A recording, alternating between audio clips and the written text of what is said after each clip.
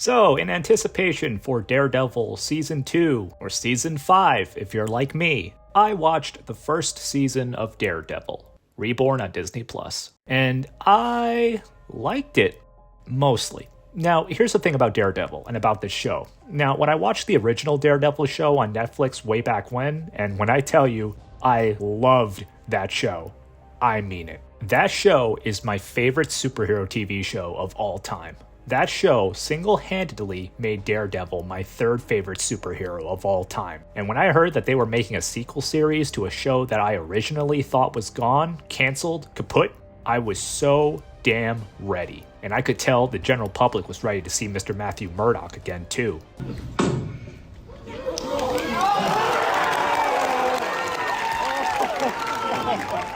And that was basically my reaction too. That's great. Thank you. No! Good news, Peter.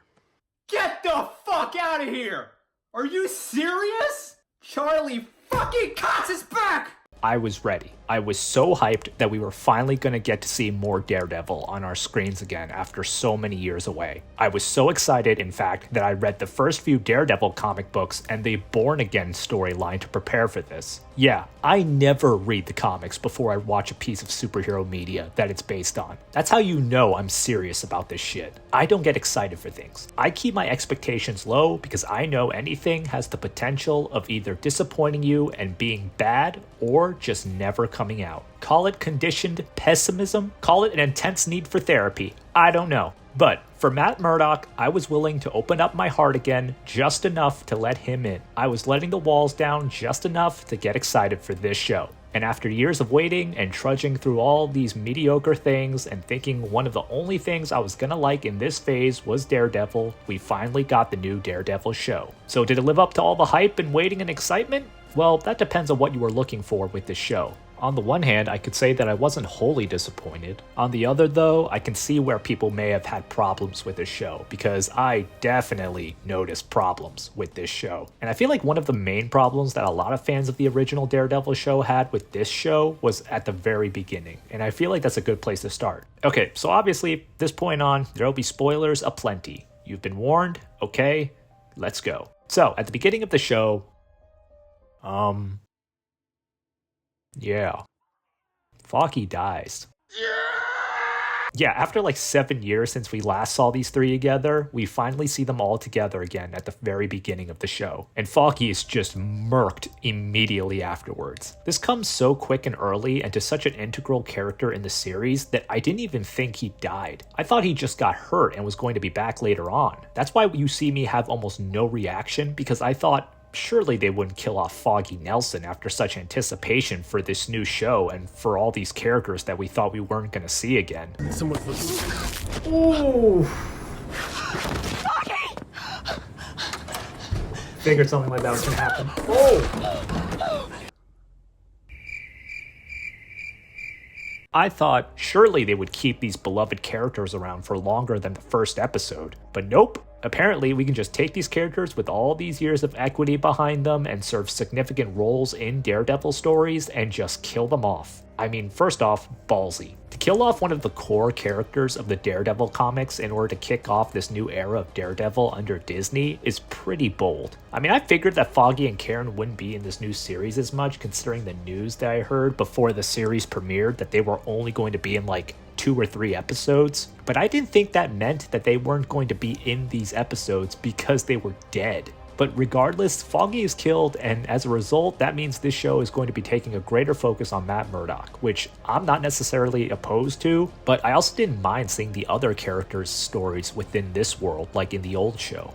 But when Foggy is killed, Matt breaks his code of not killing anybody, and yes, that is a code that Daredevil should adhere to, just like Batman should adhere to it as well, despite what some movies may lead you to believe. While Batman adheres to the no-killing rule because of his past trauma of seeing his parents get killed, Daredevil adheres to the no-killing rule because of his deeply rooted Catholic upbringing, believing murder to be a sin, hence the reason why he constantly asks for forgiveness due to the violence he does choose to inflict on criminals, but refusing to cross that line of murder. Also, his alter ego of attorney at law while Matt Murdock has a belief in the justice system, being a lawyer, and therefore has faith in the legal system to punish criminals accordingly, which will see to it that he never takes these criminals' fates into his own hands and acts as judge, jury, and executioner. But the grief that comes with losing his best friend causes Matt to break his code and try and kill Bullseye. And the internal conflict he feels at having broken his moral code causes him to give up his identity as Daredevil altogether. And that sets up one of the main premises of this show, is Matt struggling to pick the mantle of Daredevil back up again after trying to kill Poindexter, which parallels Wilson Fisk's journey back to becoming the Kingpin after he's elected mayor of New York. And that's kind of another problem with this show, at least with this first season, is that for much of this season, you don't actually get to see Matt or Fisk be the characters that we've come to love them as, because much of this first season is centered around their separate journeys back to their alter egos. And I feel like I really have to stress that word, separate, because so much of Matt and Wilson's relationship, especially in the old show, was so interconnected, but in this new show, it really feels like we're seeing two different narratives being presented at the same time that had very little to do with one another and failed to overlap a lot of the time. For instance, in one episode, while Matt is testifying on behalf of the White Tiger, Fisk is going to couples therapy with Vanessa, and in another, while Matt is investigating White Tiger's murder, Fisk is on a PR tour trying to build goodwill with the local community of tone-deaf choir children.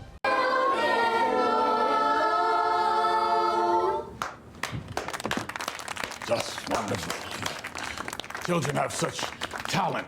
Wow, that was the worst piece of crap I've ever seen. It just feels disjointed, and it hardly feels like it's leading to anything. It just seems like when one story with one of the characters is over, they'll start a new story in another episode, and it happens so abruptly. This makes it so that it feels like some of the episodes have nothing to do with one another in what you thought would be a cohesive season of television. The most jarring example of this comes with the 5th episode, where a bank robbery takes place and Matt has to thwart the robbers' plans. This comes as probably the most out of place episode in the season because it has almost nothing to do with anything else that happens in the season, other than a small part where the guys have to repay Fisk, hence the reason why they're stealing from a bank, and that storyline just ends abruptly when the guy who's meant to pay Fisk back is set up and is just shot and killed in the middle of the season. It just doesn't feel like there's one big focused narrative that these stories are contributing to. It's just, okay, we got a vigilante that's been falsely accused of murder, and then that story ends when he's killed. This guy has to pay Fisk back, but he doesn't have the means to, and then that story ends when he's killed. There's a serial killer on the loose, and then that story is dropped when he's killed. And in the end, it's just like Fisk is doing some scary stuff as mayor, so Matt has to stop him, even though we probably could have guessed that from the first episode when Fisk was elected mayor, which makes me wonder what the point of all the stuff in between was. It feels very much like the She-Hulk show. And I don't just say that because they're both avocados at law. I just mean that so much of that show was based around these little mini stories throughout the season where Jen is making her Tinder profile and then she's testifying on behalf of Emil Blonsky, and then she's got a case where she has to fight for her She-Hulk trademark against an influencer, and then she goes on a date with Matt Murdock back when he couldn't dress well, and then she goes on a spiritual retreat before she returns, and all that stuff is disregarded because Jen Walters just ends up breaking the MCU to get the ending that she wants. And while it's not done as egregiously here in this Daredevil show, I couldn't help but feel like so much of this season was wasted on all this bullshit that didn't matter in the grand scheme of things. Where things really feel like they start to matter is in the very last episode. And I was kind of shocked at how much was crammed in during that season finale. It's like they couldn't afford to have the original Daredevil characters like Karen Page and Punisher, so they put all their stuff in during the last episode. And the last episode was more so what I thought this Daredevil revival show would look like. I didn't expect the superhero show to have so little actual superheroing. Instead, it just seems like it focuses more on Daredevil's civilian side, as Matt Murdock being a lawyer, which I'm not even entirely against. I actually like seeing Matt do what he does so well and wordsmith his way to legal victory, but not for the majority of the show where we don't really get to see him don the horned cowl and be Daredevil. But it does seem like by the end of this season that he's picked the costume back up and he's going to resume his duties as Daredevil once again.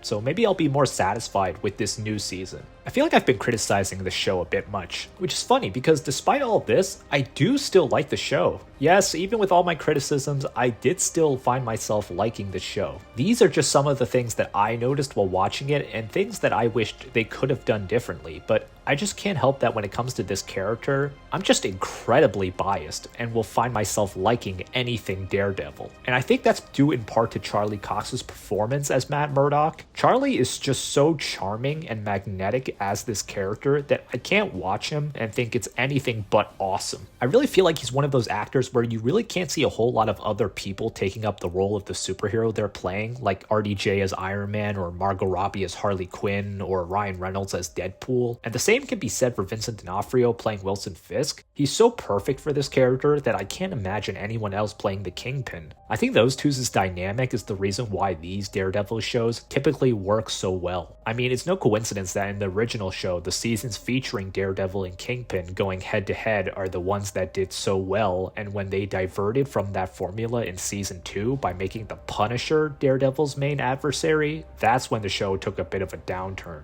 The show is also shot in a really cool way. Like, some of the shots in this new show are really reminiscent of the old one. One of the other things that was reminiscent of the old show was the violence. I felt a bit more reassured because of what I had seen in Deadpool and Wolverine, but this show really reaffirmed that Disney is not afraid to let their R-rated projects, and especially the ones that are meant to be R-rated, stay R-rated and push the envelope, because it was just as violent and gory and explicit as the original. I mean, this man Great Khali this other dude's head. It's freaking vicious. I love it. But all in all, this season ends with Matt assembling a group of people who are not in Fisk's pocket to help take him down, which again makes me wonder what the point of all the things in the middle was, because again, we're pretty much at the same point that we were at the end of episode 1. Fisk is mayor, he's doing bad things, and Matt has to stop him, and none of the stuff that happened in between has anything to do with the story moving forward. So even if I personally like the subplots that took place in between the premiere and the finale, because personally I just like anything Daredevil, and more specifically anything Charlie Cox being Matt Murdock, I can see how some people wouldn't like this show because it kind of felt all over the place, and even I noticed that. So I'm definitely going to take that into account when I give my personal score of a 7 out of 10 for the first season. And here's hoping that the next season is a little better.